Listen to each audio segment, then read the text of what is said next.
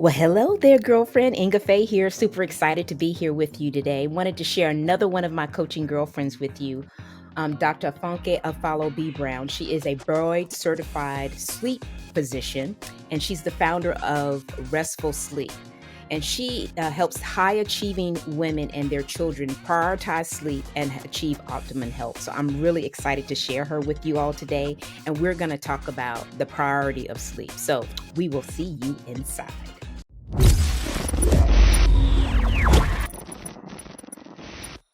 Hey, Funke, cool. How are you today? Good, good. Thanks for having me, Ingafay. It's good to see you. Oh, it's good to see you again, too, girl. We are so excited to have you, and we want to get into your business, girl. So tell us a little bit about you, who you are, who you serve, and how you serve them. Yeah, so my business is Restful Sleep MD. I am a sleep physician. I am a speaker and a coach and also a consultant. And I founded this company, Restful Sleep MD, really with the aim of helping high achieving women understand sleep as a superpower so they can move from being just constantly exhausted and drained to Hmm. thriving. So that's really been my mission. So, do you primarily just work with women and children, or do you work with men as well? So when it comes to my coaching, I work primarily with women and children. But for, programs like working with organizations and things like that, in terms of helping them use sleep as a tool and in terms of incorporating sleep health into their wellness, then I work with everybody on the Right. team. So, I'm just curious, what are some of the main issues that women have when they encounter? What are some of the main issues women encounter when it comes to sleeping? Yeah, that's a great question. So I think to start with, a lot of women are tired and they're sleep deprived. So it Yes. turns out that, there was a study that was done really looking at just a survey of how many Americans are not sleeping well or Hmm. have chronic insufficient sleep, and it's close to 30, almost 40%. So one Wow. in three pretty much don't, and women tend to have this burden higher than men because of all the obligations, everything else they're doing, work, Right. kids, everything else. So that's one common thing. Women are tired because they are sleep deprived. And, Right. we could go into a whole rabbit hole about what that is, but it's around just everything we're doing all at once, trying to juggle so many balls in the air.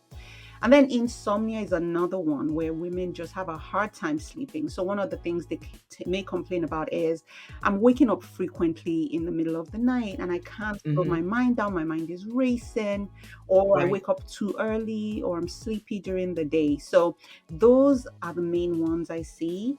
Another thing where women show up for me is I'm not sleeping because my kid's not sleeping. So Right. I take care of kids with sleep issues as well because if your child is not sleeping, they're not gonna, they're hardly gonna just sit in bed, right? They're gonna come to your Right. bedroom and say, "Come back and give me a hug. Come back and hug and stay with me," right? So we Exactly. see that habit, that pattern in women a lot. So those are big ones. And then the mind racing, I can't shut my mind down at bedtime. That's a very common one as well that I see with a lot of women. So I'm just curious, how much time should we be spending sleeping? I've heard so many different things. So since you the MD girl, we want to know what you are going to tell us. Give us the 411 on that. Sure, sure. So, the National Sleep Foundation has recommendations about how much sleep we need for our health, and it Hmm. varies by age. So, for kids, they do sleep more, so they need more sleep. So, you could have a newborn sleeping anywhere from 14 to 17 hours, and, school age child sleeping anywhere from, 9 to 11 hours. But when it comes Wow. to women or to adults, usually we say within between 7 and 9 hours. But Mm. I feel like a lot of times, my women get very stuck on those numbers. But Hmm. what I recommend or what I usually help them sort of shift to is focus more on how you feel. Focus more Right. on, are you feeling refreshed or not? Because if you sleep for 9 hours and you have crappy sleep, I would rather you sleep for 6 hours and have good sleep. You know what I mean? So we Right. try to work on that. That while 7 to 9 hours is the goal, the important thing is not just the quantity, but also the quality. So how can women learn how to prioritize sleep? Because you talked about how we got 50 million things going on constantly, Funky. And that's pretty much the typical life of women, especially if they have kids. How can we prioritize it? Yeah, no, that's a good question. I think the important thing, the first place to start is from the mindset. Like, what is sleep? What does sleep mean to you, right? Right. If you don't see sleep as important, if you see sleep as a nuisance, then you will never be able to prioritize it. But if Mm. you realize that sleep is connected to everything you're trying to do, like all those 50 million balls you're trying to juggle in the air, if you Right. don't sleep well, Right. you're going to drop all of them. Yeah. Eventually, because you're going to be short on your attention span. You're going to be Mm-hmm. irritable with your kids. You're not going to be Right. creative, especially if you're someone in the creative field, right? You're not going to be able to lead with empathy. You're going to feel Right. stressed and anxious all the time. So when we first make that connection as, oh my goodness, sleep is like medicine, it's a performance enhancer. It will help me be Right. more productive. It will help me be a better mother, a better human being. We Right. get on that very emotional level to sort of connect to the reason why we're working on that. So I think that's the first step. Right. Once we've established that, then we start to talk about what is getting in our way of getting good sleep. So is Right. it that you have too much going on, in which case we may need to put in some boundaries, we may need to learn to delegate, we may need to learn Right. time efficiency, right? Right. And then after that, we then say, okay, what if I get the chance to sleep? What is going on during the night? Am I waking up frequently? And then we delve into, why am I waking up frequently, right? Is it the Right. caffeine? Is it the kids waking me up? Do I have a sleep disorder, sleep apnea, or restless leg syndrome, or something or the other that's getting in my way of getting restful sleep? So we start off from the mind, then we start to look at the logistics of actually creating sleep opportunity, right? And making sure we Right. get the right quantity. And then we Right. focus on, how do we optimize the quality? Is there stuff you're eating that's disrupting your sleep? Are there things you should be eating? Are there supplements, exercise, nutrition? So we kind of look at this from a very holistic perspective to see what we could do to help you to sleep well. Wow, that's some good stuff. That's some good stuff. I know I just think about something that happened here recently. I was really tired one night, and the next day I had a lot of stuff to do. So what I decided to do was to go to bed. I went to bed probably around 8. Normally don't go to bed that early. And I woke up around 5 or 6 o'clock, and I was just amazed how much I got done in that day because I really went to sleep. I had a big agenda, and I was really thinking, I don't know if I'm gonna be able to get all this done. But at the end of the day, I got everything done. It was just like, wow, Inga, that was awesome. It's because you went to sleep. That was just real realization to me. It was because I went to sleep. Because most of the time, I am just constantly going, just like you described. Whether it be my business or with my son, he's playing travel basketball, so we're always going somewhere. So it's, yeah, I totally agree with what you said. Totally agree. So I'm curious, what do we do about our mind racing at bedtime? I'm really interested to hear what you got to say about this. Yeah, so I think it all starts with figuring out what's going on. So the mind racing is usually because of a lot of reasons, right? It may be related to the fact that you didn't get stuff done, you were Right. overscheduled. So we have to go down to why were you, again, it's the same application to like the five whys. Why are we overscheduled? Right. Do we have delegation issues? Do we have people pleasing issues? Do we have Right. struggles with boundaries? You know what I mean? Like, are we being hyperachievers and really setting unrealistic expectations for ourselves? So those are things that we need to manage. But of course, at nighttime, you don't have time for that. You just want to sleep, right? So here Right. is the way I look at it. First of all, establishing a bedtime routine is so critical. We hear it a lot. We have bedtime routine Mm-hmm. for our kids, but as women, we just like plop into bed after a busy day. But the thing about it is our brain doesn't do that. Our brain just keeps accelerating, and it needs, I always paint this analogy. Think of it like you're landing a plane, right? Right. You wouldn't be going from air just dropping, right?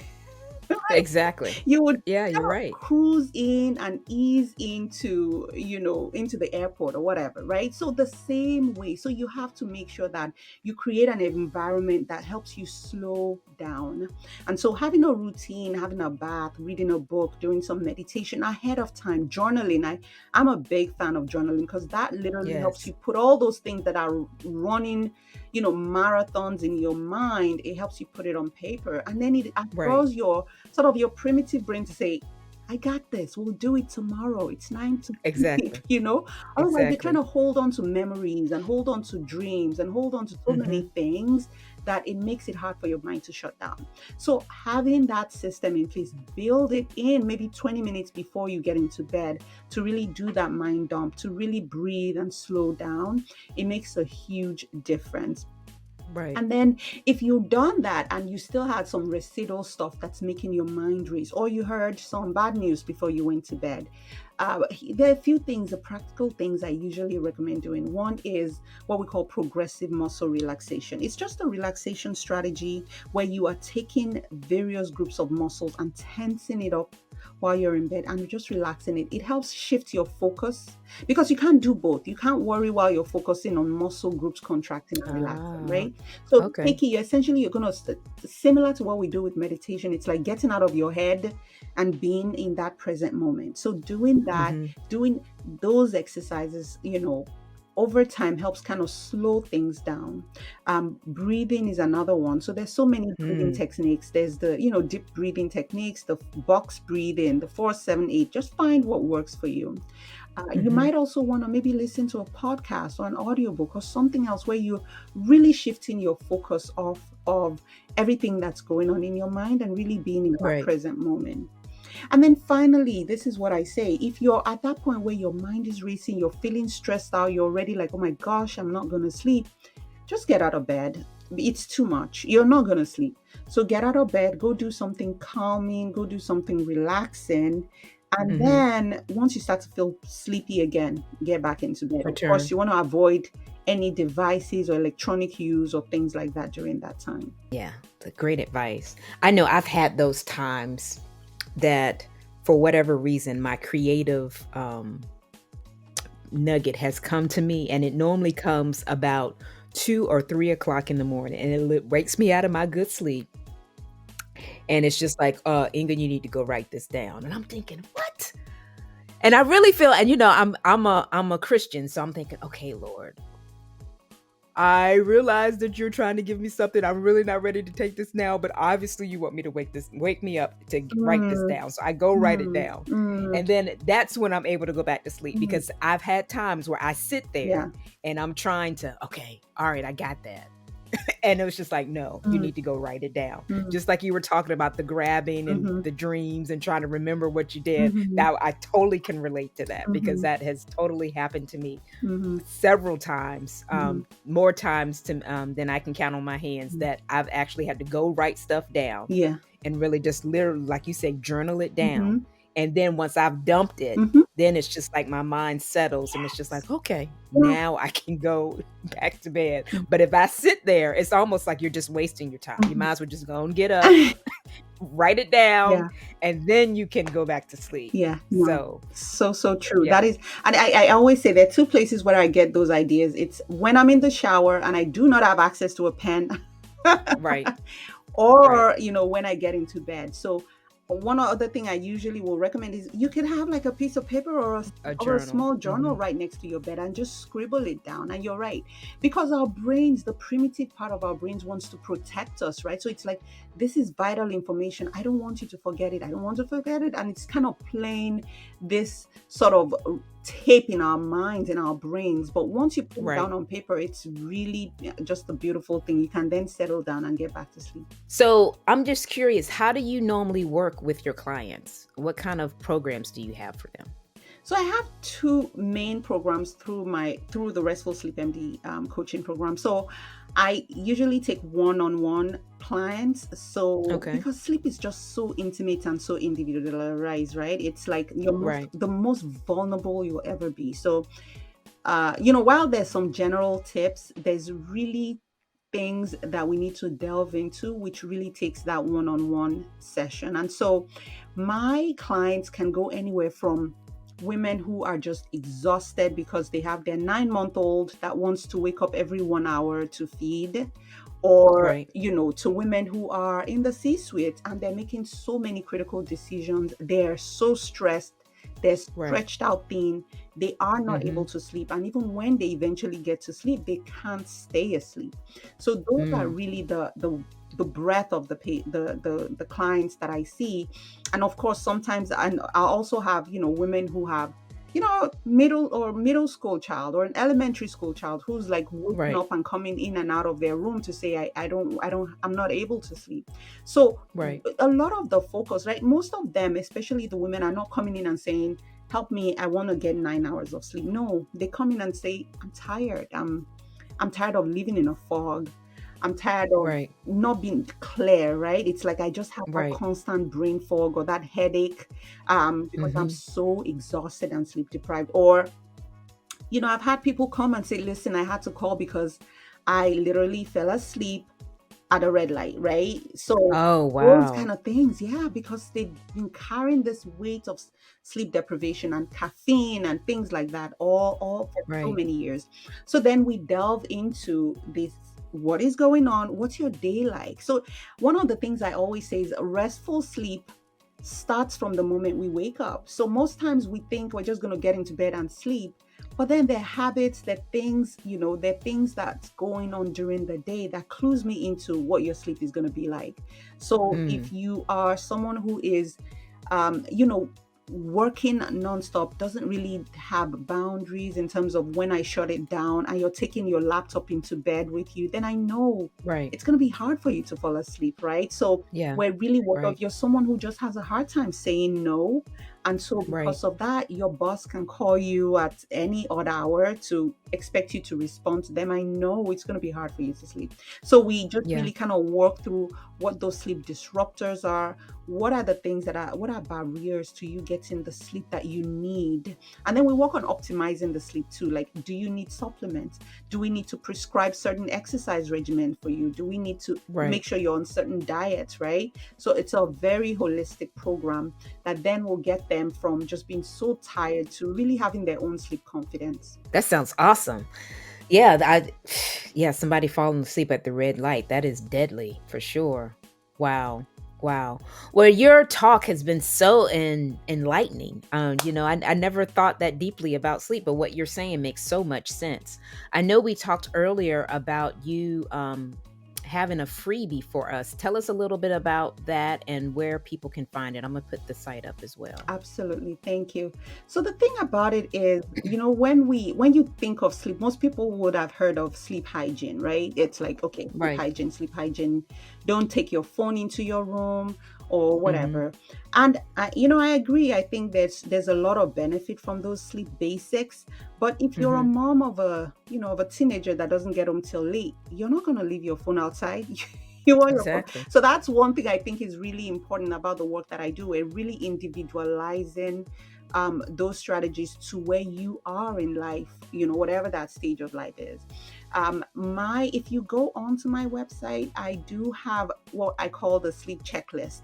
And the reason Mhm. why is because I can't see everybody. I'm not going to be able to coach everyone, right? And there's some Right. basic things that you can at least start doing that can actually improve your sleep significantly. So I want you to start with that, in terms of Mhm. where do I start? When I go to Google, there's like so much information out there. So these are like proven steps to help you build good sleep habits. And then if you've done that and you're still like, wait, I'm doing all the things and I still have a hard time, quietening my mind, I still have a hard time settling down or whatever, then schedule a call with me. I also have a free 30-minute consultation just to talk, get a sense of what your needs are, what you're struggling with. And then if we can work together, then we'll be able to set that up. And my website is right on there, www.restfulsleepmd.com. Yeah, and I want you guys to know it's going to be down in the description, so you don't have to worry about trying to write it down. We'll have it down in the description, so all you have to do is just click the link, and then you'll be able to go straight to her website and see that checklist that she is talking about. I know I'm going to download it. I don't know about y'all, but yeah, so I'm going to make sure that I download it because I know sleep can be a struggle at times, and I definitely want to make sure that I'm getting my restful sleep so I can be the most creative I can be. Um, can you, yeah, talk a little bit about that before we end? How sleep, how sleep interacts with your creativity, especially because I have a lot of entrepreneurs in my tribe, and even people that are 9 to 5ers. They still need to be creative too. Talk a little bit about that as well. Yeah, no, that's so true. So we go through different stages of sleep. right? And some of those stages have been shown that they might play a role in, repair. So when your Mm-hmm. sleep has various functions in that sense. One is repair and restoration, right? Which is Mm. why when you don't sleep, you might notice you start to have this dull, almost like a dull headache. You may still start to feel just unclear, like almost like a fog. That's the best way that my clients have described. They're like, oh my gosh, the fog lifted, right? Um, Mm. so all those things actually are things that happen during sleep. When we go to sleep, your brain goes through a cleansing. And what Mm. scientists are saying is that when you're in deep sleep, especially, there's certain channels in your brain that opens up and it washes off all the toxins and the buildup of products over the Oh, course of wow. the day. It washes it off. It's called the glymphatic system. So think of it like a Hmm. plumbing occurs during sleep, literally plumbing of your brain, because over the course of the day you get deposits of this product called beta amyloid, and so Mm. at night it gets washed off. So if you're not getting enough sleep, you're going to just keep getting the buildup of those sort of plaques or deposits. And what they've seen is that those deposits have been associated with conditions like Alzheimer's and memory Oh, issues and wow. dementia and things like that. So on the short term, may start to notice memory lapses. You may start to notice like, oh wait, I thought I had the word. What was that word again? Right? And then over time, you may then develop, all these long-term issues. Another Wow. thing that are so you can imagine executive function is affected by as a result of that. Your cognition, your ability to learn and interact and make, the right decisions can be affected. Your Mm. ability to show empathy to yourself and to other people is Right. affected by that.